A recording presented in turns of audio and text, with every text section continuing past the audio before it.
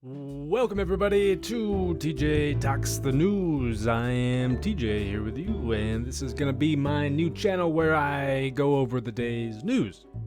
Now, there is actually a story behind how this channel started, and it has to do with COVID-19, that wonderful, wonderful virus that has blessed all of us with its presence and has led to an epidemic of boredom among people like myself as we're trapped at home behind our walls trying to deal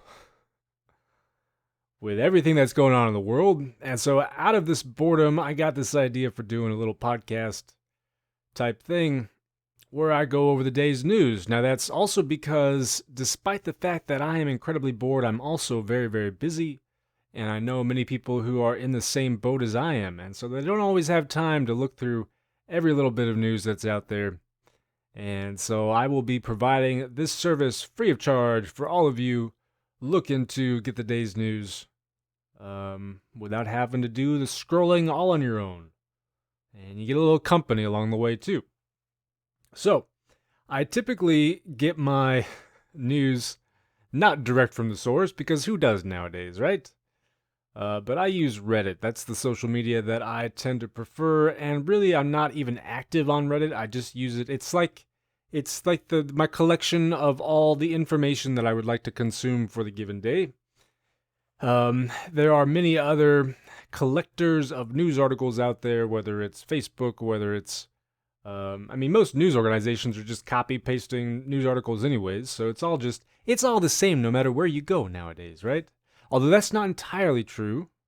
We do have our little kind of, our little countries, our little borders of news where you can go over here and get your conservative news and go over there and get your liberal news and whatnot. So we're starting off, though, with the Reddit news subreddit because I feel like it tends to be one of the better places to go to get your daily news. So let's see here. We're just going to scroll down through the stories for the day. FDA grants full approval of Pfizer-BioNTech's COVID shot, clearing path to more vaccine mandates. Fantastic. If you haven't been paying attention, many of the obstacles, the roadblocks that we've encountered regarding the COVID vaccine shots have to do with the lack of FDA approval. Some of you might be wondering, why in the hell are we taking vaccines that have not been approved? And the answer to that is science, because science deems it okay. I'll be honest here, man. I love science. I love figuring things out with logic. I love being able to prove other people wrong using like facts and these kinds of things.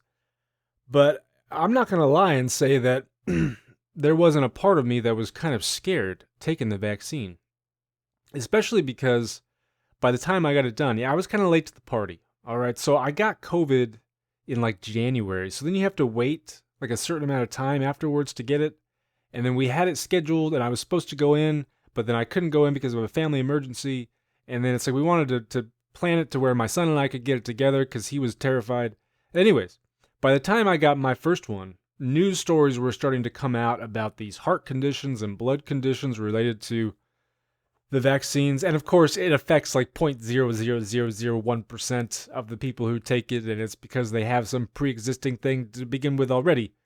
But the news media loves to hype up these kinds of stories. And so seeing that, I was scared. I was scared to take it, and I'm somebody who,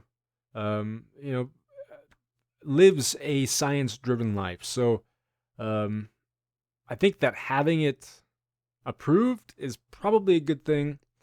Although part of me also thinks that there's just a lot of distrust of government organizations. I saw something recently like, well, I hope the insurance companies start punishing people for not getting the vaccines. And it's like, okay, so we have the means to use the power of the people, the power of democracy, to enforce laws. But instead, we're going to rely on private corporations that do not have, they don't answer to us. Except in regards to the free market and consumers choosing what they want to buy. But, so We want to put our trust in them, but not in these government entities that we can actually, like, we can vote people out and we can hold people accountable for the things that they do over there. Theoretically, at least. Theoretically, right? Theoretically. But no, not really, because when was the last time we held anybody freaking accountable in this country?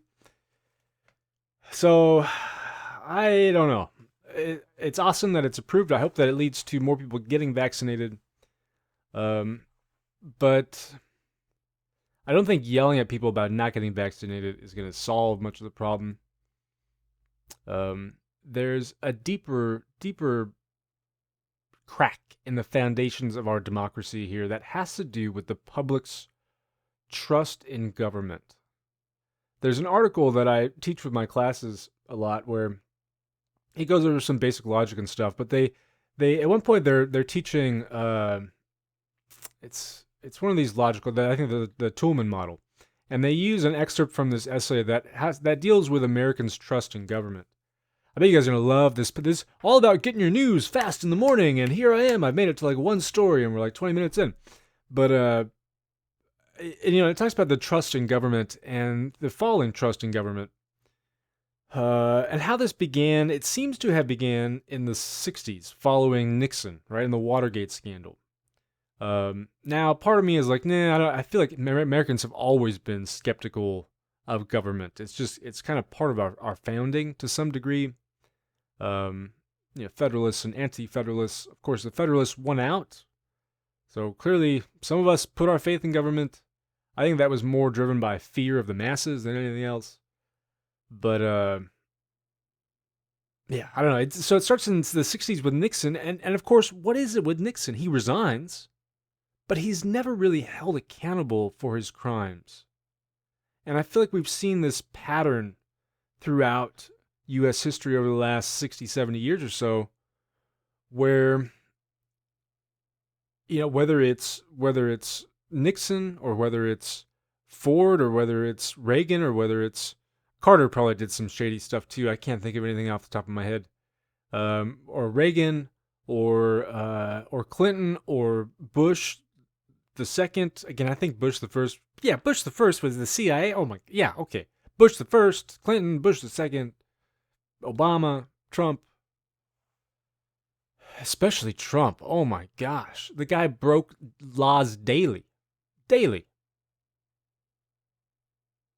We're not going to fix anything until we can fix this lack of trust in our government institutions. And in my opinion, that starts with holding people accountable. Here's some news, otherwise known as an advertisement. By the way, I'm not signed in or anything, and like everything is turned off. I should probably put it onto like a private browser because I want to get like raw stuff. I've noticed things on Reddit where sometimes I log in and it's nothing but conservative stuff, and then sometimes I log in and it's nothing but liberal stuff, and I wonder why that is. And it's funny because whenever it's all the conservative stuff on the politics website, it's all downvoted to 0. So, but I wonder why that is, and I thought maybe it had to do with like my browsing history or something. But yeah, I'm trying to keep this raw so that it's not being influenced by like my search history or anything like that. I don't know if that's going to affect anything, but hey, it sounded like a good idea to me. We're appeals to them. Nabisco factory workers on why they're striking. Yet another recent story about workers striking in the U.S. We had the Amazon strike not too long ago. Or it was actually the Amazon union vote, right? To decide whether or not to start a union. And President Biden even got involved in that. But it turns out I think Amazon broke the law, so they're thinking of maybe, surprise, thinking of maybe doing the vote again. I'm not sure. I haven't really learned much about this yet, besides the fact that Danny DeVito is supporting the Nabisco workers. Now, it's pretty obvious. Okay, I'm not going to say obvious. If you track the decline of unions, it seems to correlate pretty closely to the stagnation of wages. Right? So there's this theory that as unions decline, worker rights decline. Well, duh. And as a result, things like wages stagnate or decline as well. And so some people really think that the path forward in America towards a revitalized middle class begins with unions. I don't know. I've always been a supporter of unions. My parents are members of a union. I am a member of a teachers union. I'm a little pissed off at my union right now. But just because a union does one thing that's bad doesn't make the idea, the concept of unions themselves bad. But my resistance, it's not really resistance.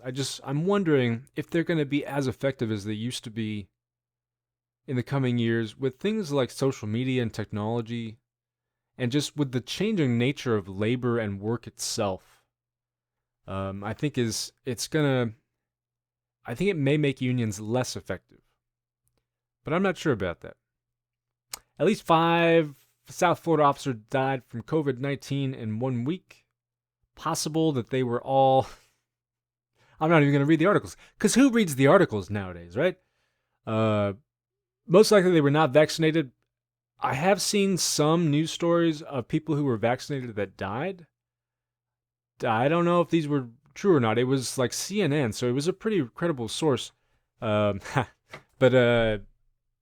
I think they were older. I think they were over 80. And that's the thing, is it's a vaccine, you guys. It's not going to turn you into a superhuman where like you're totally immune from it.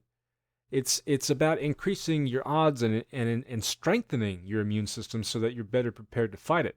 If you're already have a weakened immune system, then it's possible the vaccine just won't be able to do its job as effectively. Over the last couple of days, we've seen more fighting up in Portland, which is just like ground zero for all of the protest-related stuff in our country, and it's been the anti-fascists versus the Proud Boys, which are a far-right extremist group that gained a lot of attention under Trump's presidency because Trump was specifically asked to denounce them. He kind of denounced them, but didn't really denounce them. And of course, anti-fascists, otherwise known as Antifa, otherwise known as what we should all be. I hope all Americans are against fascism, right? Aren't we? I think so. That's what I was raised to believe, that, we fought the Nazis and we were like, yay, pro-democracy, no, bad fascism. But, I don't know. Lately, it seems like that may not be the case. There are a lot of people in this country who seem to want a fascist government, an authoritarian government, which I think is fascinating. And it's not just America, it's all around the world. This movement towards authoritarianism. And it's like that phrasing kind of implies that we were never there to begin with, or that we aren't there now. So I don't know. But, I mean, there are pretty well documented trends now of democratic countries moving towards or readopting or moving back towards authoritarian characteristics, right? And I think it's a fascinating problem. Well, like, why? Why are we doing that? Why? And I think it has to do with the complexities of the problems that the 21st century poses. Think of something like climate change. We've known about it for basically a century, or more than that, actually. I mean, they predicted it a long time ago. We've known for certain that we were messing up the planet since at least the 50s. Yet we can't do anything about it. We do these little piecemeal solutions to a problem that requires kind of broad, sweeping changes in the very structure of society itself. And there are doubts as to whether democracy can actually bring that. It's slow, it's inefficient. There's no guarantee that you're going to get the right answer, that you're going to get the right solution, because it's easily corrupted. And so there are some people who are much smarter than I am who maybe see it as inevitable, but also even see it as possibly a good thing. Because the challenges we face now are going to require an authoritarian response. We need somebody up there who's basically saying, you know what, everybody else, shut the fuck up. We're going to save the planet now. It sounds good to me until that same person decides that in order to save the planet, we got to kill half of them. We don't want any Thanos situations here. But how did I start talking about this? You guys are going to love my news program. Jacksonville mother loses 2 sons to COVID-19 in 12 hours. Sons 41 and 35 were not vaccinated. So we have 2 stories side by side here of people dying to COVID. Again, as far as I know, like 99.9% of people who are vaccinated are not dying. So, I had a student not too long ago want to write about how vaccines are bad. And I was like, fine, find me some good evidence to support your argument and we'll go with it. We'll run with it. But as a warning, I'm telling you now that finding that evidence is going to be really, really challenging. And you know what she came back to me with? She came back to me with a story from one of her neighbors. And the neighbor's child had apparently died as a result of the vaccine that they took. I don't know how to counteract that. I can point her to the scientific studies. I can tell her that her neighbor is probably lying or misinformed, or that it was one of these 1 in a billion chances that it would have happened, which I think her neighbor is probably lying, or she's misunderstanding her.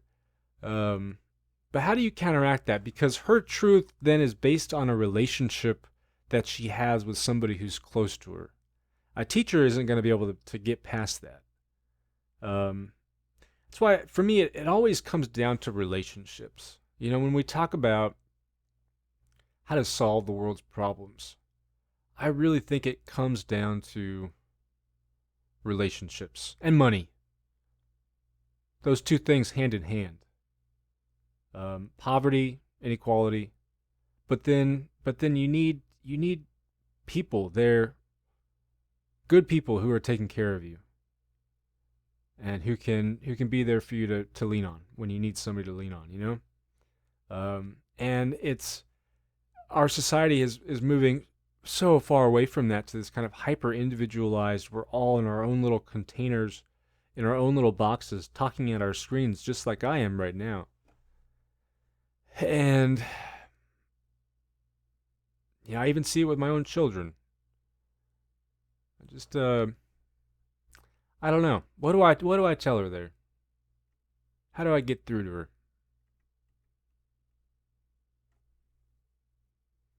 I don't know. So many people in this Texas town got COVID-19 that the school district shut down and then the city essentially closed. Why haven't we done that across the board? People are going to call me crazy. My mom's going to tell me, but the data shows that not that many people actually got sick at school. Did somebody get sick at school? Did any children die at school? Yes? Okay, well then we should have fucking shut them down. God damn it, I fucking hate these people. God, ugh. But the economy, well, fuck your economy. You guys can't tell, I'm a little upset about this. We shut down last year. Right? Things were worse, kind of, sort of. But Delta is more contagious. It affects children more than the previous strain did. So if you can tell, I'm like having just the blood vessels are about to freaking explode. So what I hear from the schools is, oh, but we're prepared now. Oh, you're prepared for strains that we haven't even heard of yet, huh? We don't even have all the data on Delta yet. How could you possibly be prepared? At least where I live here in California, this is all about trying to appease the anti-lockdown folks so that Governor Newsom does not get recalled. That's why would you open school with 1 month left to go in the semester earlier this spring? Why? Because people were complaining about having to actually teach their children. I'm fucking so pissed off about this. Schools should be shut down. Period. The cities, yeah, shut everything fucking down, man.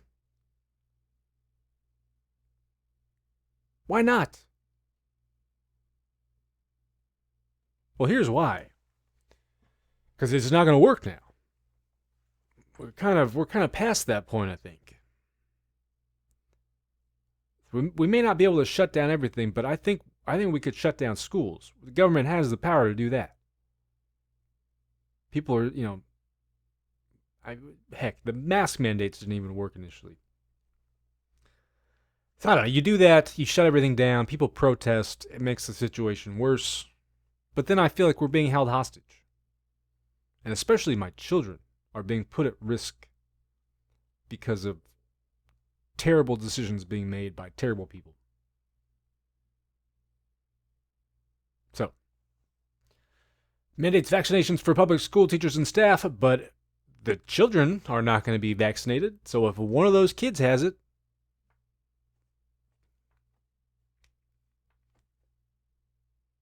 maybe I'm worried. My son is vaccinated now because he's older. My daughter is not. But I don't know. I don't know, man.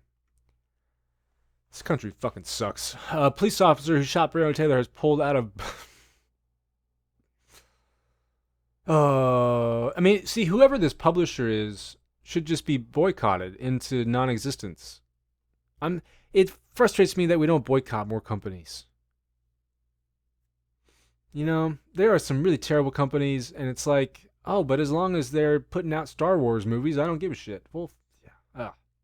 This is going to just devolve into the news. It's going to go from the news into just me ranting about stuff, which is kind of the idea behind this series. So, Navajo Nation issues vaccine mandate for tribal workers. Yeah, interestingly, I saw the data on this, and for whatever reason, Native Americans were like one of the lowest vaccinated groups. I don't know if that's spiritual, religious reasons, if it has to do with access, or what, but I thought that was interesting. I've never seen anything like this. Yes, it's all about COVID. People are dying of COVID even though they don't need to. Huh. This brings up something about there were laws that people were considering allowing teachers to be armed. My parents actually were in charge of one of the committees that was trying to prevent this from happening in our city. And it did pass, but then the governor shot it down, vetoed it or whatever. So we don't have that. But if my mom is like 4'10", I don't even think she could pick up a gun, let alone handle one. And of course, she would not be one of the people to be handling them. But I can't think of a single teacher I had during my K through 12 education that I would want handling a gun anywhere near anybody. And here we have an officer, accidentally shooting somebody. I remember seeing a video where it was like a safety demonstration and the safety officer accidentally discharged his fire weapon in the classroom. I don't know, man. Guns terrify me. I find like this is one of the harder topics for me to talk about because so many people that I know and where I live, guns just it's such a big part of our culture. Many of my friends, it's like their entire identity. I don't know if I call them my friends. Many of the people I knew growing up, it's like their entire identity. And again, it's like the vaccine thing. How do you get past that?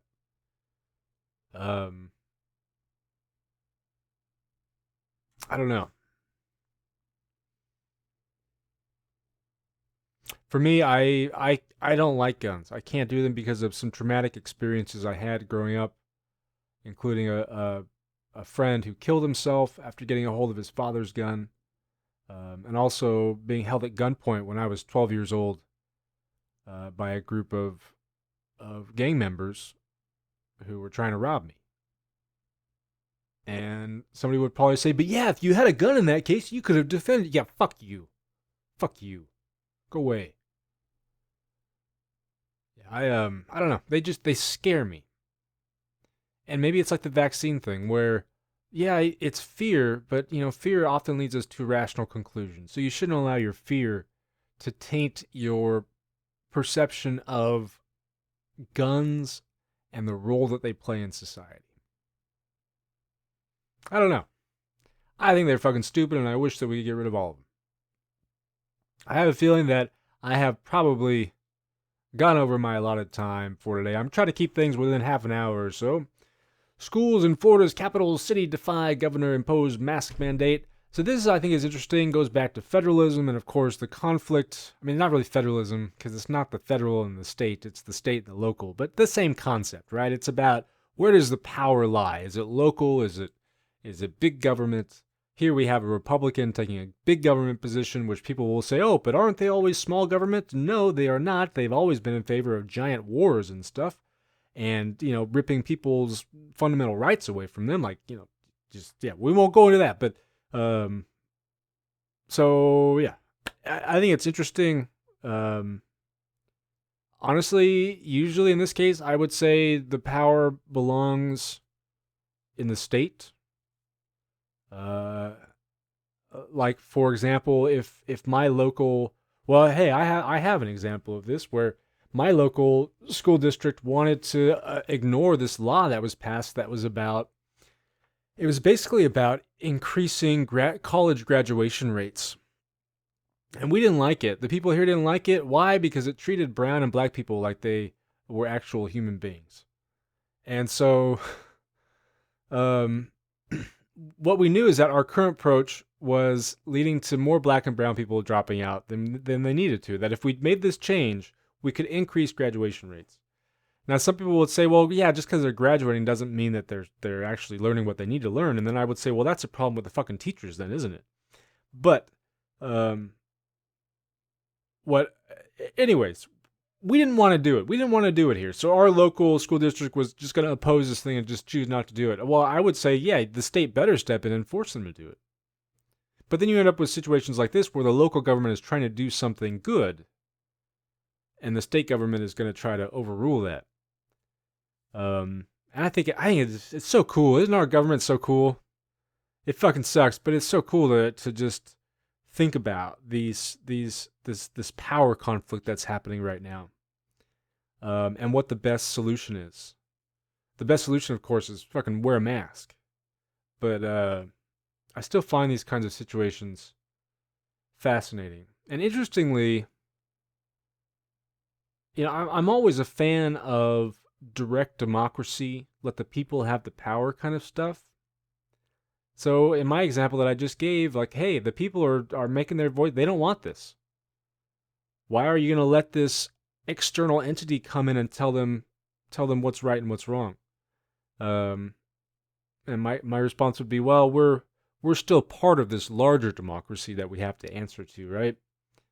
And it's about balancing the needs and the concerns of the various stakeholders. I hate using that fucking term, by the way, stakeholders. It's so like straight out of just capitalism and stuff, but the people who have a stake in the conversation, the stakeholders, yes, those people. It's always about balancing these things. The power can't lie everywhere all at once, right? We have to disperse the power and balance the power. As, this is me. I was just screaming earlier about shutting everything down, make them all wear the masks. Just fucking start jabbing them with the vaccines. So I don't know. Well, that's interesting. Cool. She got arrested on a DWI charge. This guy is fucking insane. He wants to do another secessionist movement out of Texas, I think.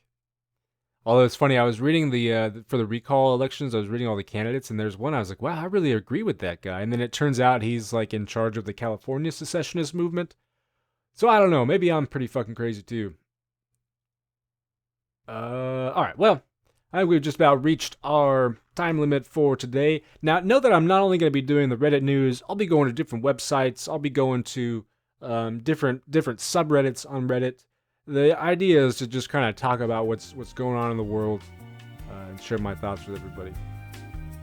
Anyways, you guys, it's going to be it for me for today. Thanks for watching and listening. Hope you enjoyed, and I will see you next time.